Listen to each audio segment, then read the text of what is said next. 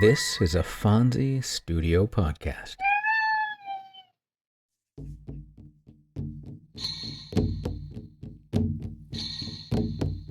Welcome to Tales from the First Nations. I'm Jay Idle, and every week I'll share with you a tale and ancient wisdom of the native tribes of North America. I'll be joined by my cats, Dawa and Fonzie, who will undoubtedly make their presence known at some point, so I might as well just list them as co-hosts. We hope you'll enjoy the tales and wisdom, raise your vibration, and enrich your life with us every week.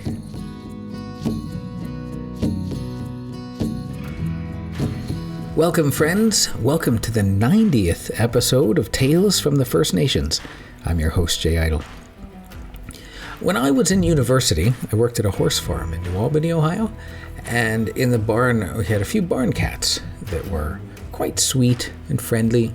We had a table in the back room, and we would put dry cat food on it for them to eat, so that was one of my responsibilities. Well, one winter morning, it's dark, I entered the barn, and as I walked into the room with the cat food, I couldn't see, but I could hear one of the cats on the table. I approached and gently spoke to the cat, but the cat was black and the room was dark, so I couldn't see her. So I stood at the table and I reached to pet her. I tried like 2-3 times, but I kept missing. And I thought, let me go turn on the light. So I walk over, turn on the light, and I turn around, and to my surprise and horror, there was no cat on the table. There was just an opossum. I looked at it, and it looked at me. Then I looked at my hand and thought, thank God I missed. Oh. Sometimes I still reflect back on that day and look at my hand and think, thank God I missed. Oh. In fact, right now I'm stroking my hand to comfort it, because that could have been real bad. Wow. Yeah, if I made contact with the possum, or if it had made contact with me, thank God I missed. Whew. Well, you may have noticed that I'm using opossum instead of possum, and there is a reason for that. The terms possum and opossum actually refer to different animals, though the words are often used interchangeably in casual speech. An opossum is a marsupial native to the Americas, with the most well-known species being the Virginia opossum found in North and Central America. Opossums have pointed faces, pink noses, hairless tails, and are famous for playing dead as a defense mechanism. The name opossum comes from an Algonquin word meaning white dog. Now, possum, on the other hand, refers to marsupials native to Australia, New Guinea, and nearby islands. Australian possums, such as the brush-tail possum, have rounder faces, furrier tails, and they live among trees. The confusion comes from early European settlers who saw similarities between the animals and shortened opossum to possum. Technically, in North America, the correct term is opossum, while possum properly refers to the Australian animal. So all of our stories today are about the opossum. And I don't really like saying the word opossum. Possum feels much more natural to me, but for today, opossum it is. In many Native American traditions, especially among southeastern tribes such as the Choctaw, Creek, and Biloxi, the opossum is associated with cleverness, survival, and adaptability. Its ability to play dead became a powerful symbol of using intelligence and strategy rather than strength to overcome danger. In stories, opossum often escapes stronger animals like wolf or bear by outwitting them, reinforcing the idea that wisdom, patience, and knowledge are key in knowing when to avoid conflicts. It's really an essential skill. It really is, and opossum is a great teacher for that. At the same time, opossums can represent vanity, foolishness, and the consequences of poor choices. Many folktales explain the opossum's bare tail as the result of pride, imitation, or trickery gone wrong. Through these cautionary tales, the opossum serves as a moral teacher, reminding listeners to remain humble and to understand their own nature. Spiritually, this dual role highlights balance, survival, and it comes in form of both clever thinking and self-awareness. And it emphasizes how mistakes can become lessons rather than failures. I have 3 short stories for you today, and I think you're going to enjoy them. They explain all the things that I alluded to, and they come from the tribes that I previously mentioned.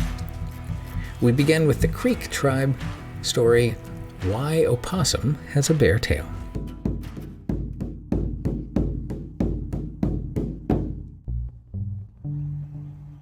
One day, Opossum was walking in the woods around sunset when he spied Raccoon.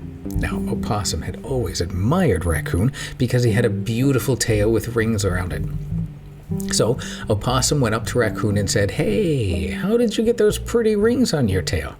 Raccoon stroked his fluffy long tail fondly and said, "Well, I wrapped bark around the tail here, and here, and here," he pointed. "Then I stuck my tail into the fire. The fur between the strips of the bark turned black, and the places underneath the bark remained white, just as you see." Opossum thanked the raccoon and hurried away to gather some bark. He wrapped the bark around his furry tail, built a big bonfire, and stuck his tail into the flames. Only the bonfire was too hot and too fierce. It instantly burned off all the hair on Opossum's tail, leaving it entirely bare. Opossum wailed and moaned, and when he saw his poor tail, there was nothing that he could do. There was no way for the hair to grow back. Opossum waited and waited and waited, but it was too badly burned. It was tragic. Opossum's tail remained bare for the rest of his life, and opossum tails have been bare ever since.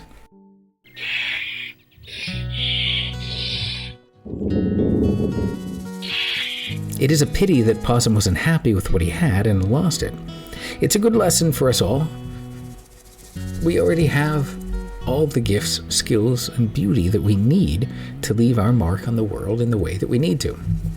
If we try to be someone else, we're trying to take their place, and our place remains empty. It's as the Zen monk Shunru Suzuki said, "Each of you is perfect the way you are, and you could use a little improvement." I think those are good words to remember. We don't need to change. We simply improve upon what we already have, not change it. Our next story comes from the Biloxi tribe. The Biloxi tribe is a Native American people, originally from the Gulf Coast region, particularly in present-day Mississippi and Louisiana. The Biloxi lived in small villages, relied on fishing, hunting, and farming, and had rich oral traditions featuring animal stories used to teach moral lessons. Today, Biloxi descendants are part of other federally recognized tribes and work to preserve Biloxi culture, heritage, and history. This is their story, Why the Opossum Plays Dead.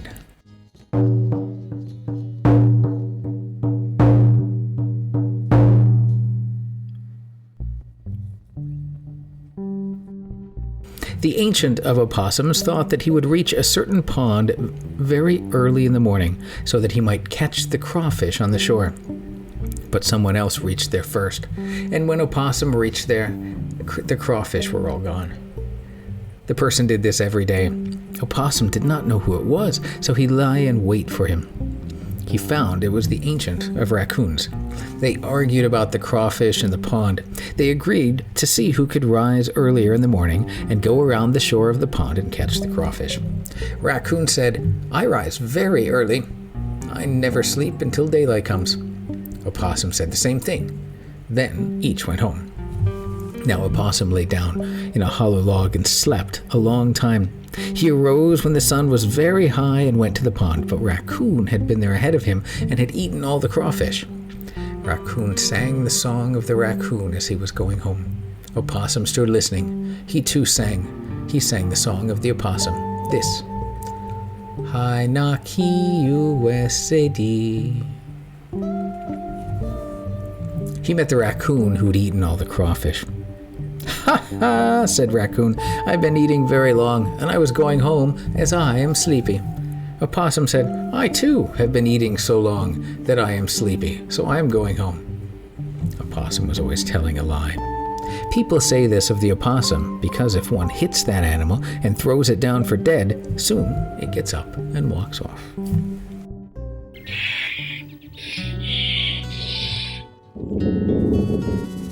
I guess you can't trust an opossum.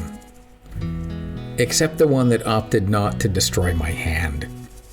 I trust that one. I respect that one. I love that one. That was a very good opossum and one of my favorite animals on the earth. My God, I'm so lucky I didn't make contact with that thing. Whew. We end with a special version of a special story. I read a quote just today that said, "Hearing stories grounds us. The more stories, the better. The greater the diversity, the better." I completely agree, and that is why I envy Joseph Gloss. Our next story is a Choctaw tale, and this is a version he recorded as his grandmother told it to him. This is The Possum and the Wolf. Yes, we talked about the difference between opossums and possums, but this is how she told the story, and I'm going to leave it that way.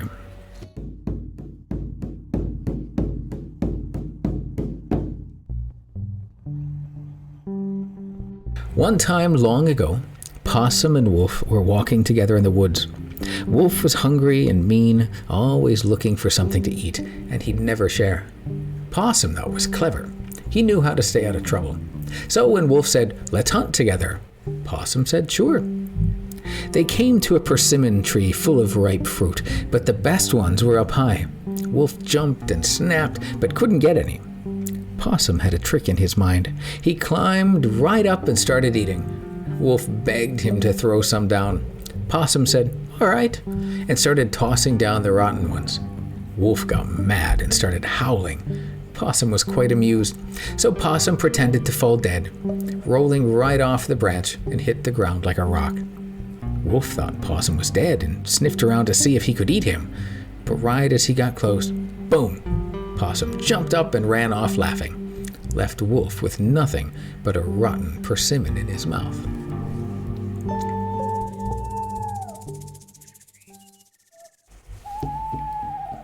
Sounds like Possum can be a bit tricky. My grandparents were wonderful, and as a child they would read to me a lot, but I don't really have anyone in my family who told stories. So I guess that's my role. I give gratitude to you for joining us today and listening to our stories. I hope you enjoyed them and that you'll join us next week. Go in peace, return in peace, and may you be well. Our first story, Why Opossum Has a Bare Tail, comes from AmericanFolklore.net, where it was retold by S.E. Schlosser. Why the Opossum Plays Dead comes from native-languages.org and can be found in Catherine Judson's 1914 collection, Myths and Legends of the Mississippi Valley and the Great Lakes. And The Possum and the Wolf was posted on the USC Digital Folklore Archives at folklore.usc.edu by Joseph Gloss, and this version of the story was told to him by his grandmother. For more great stories and legends, join me next week for another story here on Tales from the First Nations. I'm Jay Idle, and I'll talk to you next time. If you enjoy the podcast, please like and review us in your podcast service so we might grow further, and feel free to recommend us to your friends and family as well. Music is provided by my dear friend Scott Brocklesby, who created this beautiful song you're listening to, and our podcast Image of the Moon was provided by Mark Lawton. We will see you next time. All right, that's it. How'd we do, Dawa? Awesome. Phones? Excellent. Then I'll share it.